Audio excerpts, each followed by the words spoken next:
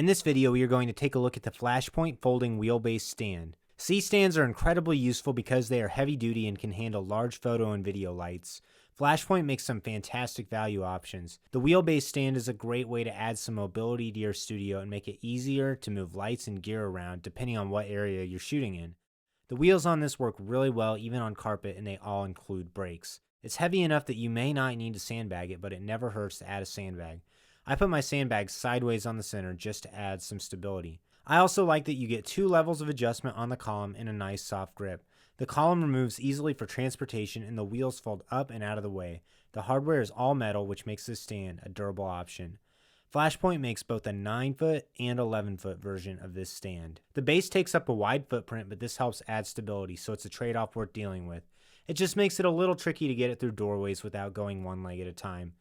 If you want, you can also get this stand with the standard turtle base. That way you can use the wheels or the turtle base with the same column.